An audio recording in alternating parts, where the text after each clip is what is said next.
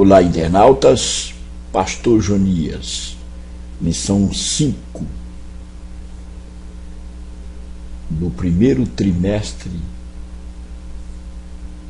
de 2016, editora CPAD. O tema: o arrebatamento da igreja.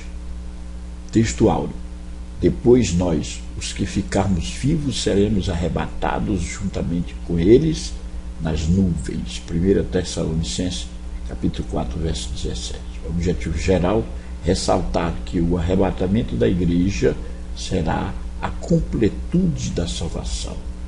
Verdade aplicada: o arrebatamento da igreja será a completude da salvação quando todos os salvos serão glorificados. A igreja vive a expectação de um momento dos mais gloriosos, esperado desde que Jesus Cristo foi elevado aos céus. É um fenômeno desses que vai balançar a terra. Certamente será desagregador para muitos. Será catastrófico para muitos o evento glorioso da vinda de Cristo, porém agradável para aqueles que estão esperando e preparados para a vinda de Jesus Cristo. O arrebatamento da igreja se dará de forma célere, rápido, como a águia pega a sua presa e sai voando. Jesus vai voltar semelhante à águia, rapidamente, ninguém verá. Sorrateiramente pegará a sua igreja e voará. Certamente que o Espírito Santo, o atual agente dessa dispensação, estará entregando nos ares a noiva do Cordeiro, a igreja do Senhor, para Cristo, que voará para um lugar interessante, onde se dará o tribunal de Cristo e as bodas do Cordeiro. Aguardemos, portanto, este momento e esperemos com fé e amor. Todos os salvos serão arrebatados. No ponto 1, a reunião dos salvos no encontro com Cristo. A palavra grega arpazo,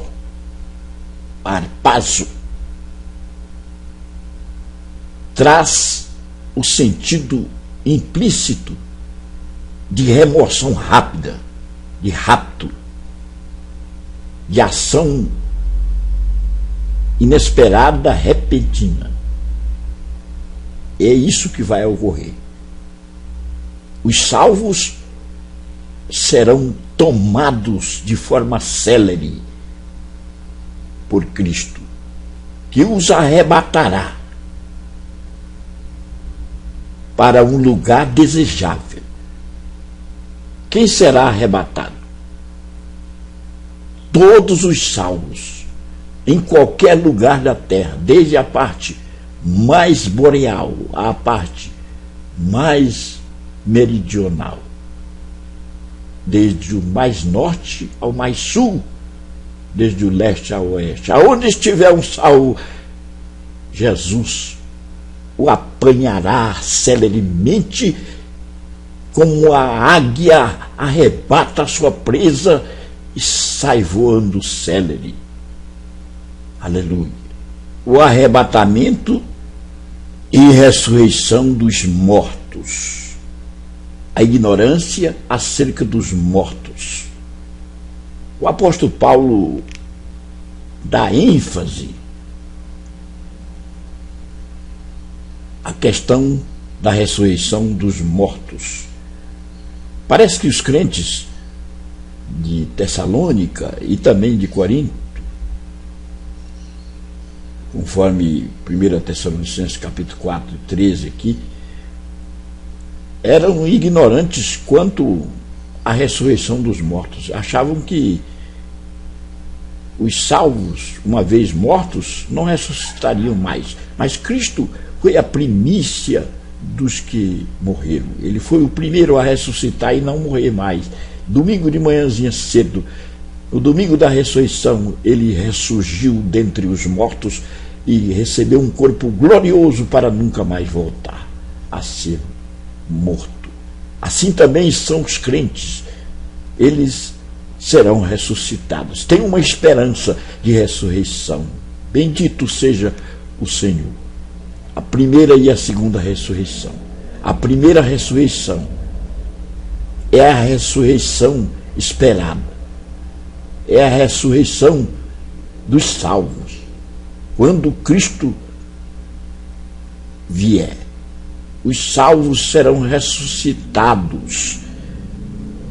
Esta é a ressurreição bem-aventurada. Bem-aventurado aqueles que faz parte da primeira ressurreição. A segunda ressurreição é a ressurreição para os ímpios se apresentarem diante do juízo final. Esta é uma ressurreição indesejável. Eles vão ressuscitar para receber uma sentença implacável da destruição eterna.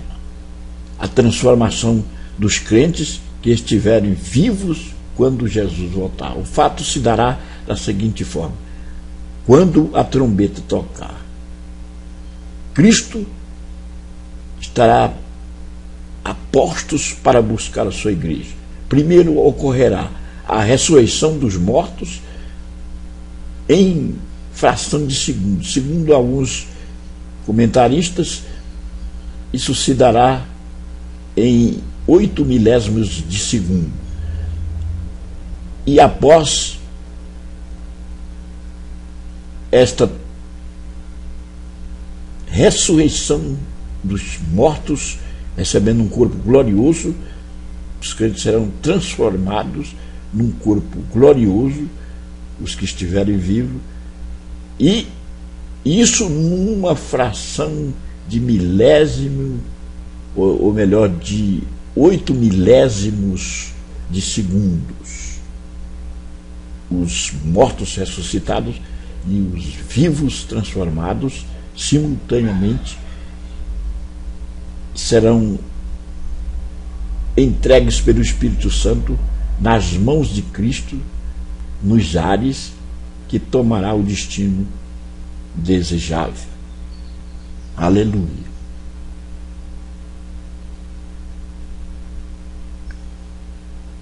Antes do arrebatamento e depois dele. Antes é preciso vigilância. O termo vigiar do grego significa estar acordado. Antes do arrebatamento da igreja, nós, os salvos, precisamos estar acordados quanto a este fenômeno. Precisamos estar com os olhos abertos, atentos a qualquer momento. Porque Cristo vai surpreender muita gente. Mas aqueles que estiverem acordados, no sentido figurativo, atentos. Não quer dizer que estando dormindo a pessoa perde a oportunidade quando Cristo vier. Não, dormindo fisicamente. Não tem nada a ver. Você não pode estar dormindo quanto às coisas espirituais, às coisas de Deus. Precisa estar voltado para as coisas santas, lendo a palavra atentamente e cumprindo e obedecendo. Bem-aventurados os que ouvem, os que leem e os que praticam as palavras desta profecia. Então nós precisamos estar atentos, vigilantes quanto à vinda de Cristo. Isto antes. E depois viveremos felizes para sempre.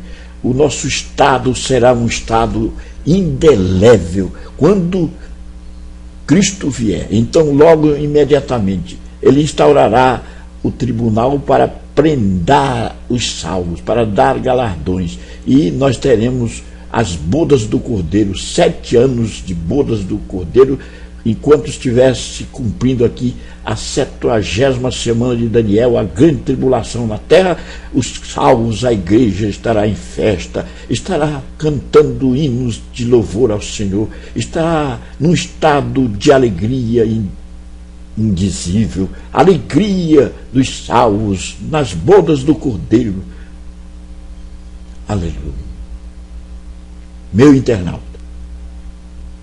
a lição nos quer fazer entender a realidade do arrebatamento, arpazo, se dará repentinamente, rápido, celeremente. Quando o mundo acordar, os salvos já estarão nas mansões celestiais. É um episódio rápido. Rapidamente, os aviões que tiverem pilotos salvos estarão sem seus pilotos. Os carros, os milhões e milhões de carros, os submarinos, os navios, as máquinas que estiverem sendo direcionadas por salvos estarão ao léu do destino. Todos os salvos serão arrebatados. Os mortos serão ressurretos e os vivos serão transformados.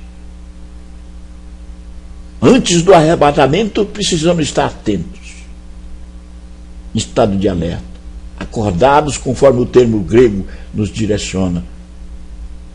Vigiar é estar acordado. E depois viveremos felizes para sempre. Esta conclusão da lição nos sinaliza o conteúdo, o eixo norteador geral desta lição tão importante que vem despertar muitos crentes. Aleluia. Refletir sobre as questões. Na primeira fase de sua vinda, Jesus tocará na terra? Jesus não tocará na terra. Qual o significado da palavra arrebatamento? No grego é arpazo, dá a ideia de rapto ou de remoção repentina, de modo súbito. Quem será arrebatado? Todos os salvos que foram transformados mediante o novo nascimento. Quem foi feito as primícias dos que dormem? Jesus Cristo. Quem fará parte da primeira ressurreição? Os salvos que esperam a volta de Cristo. Amém.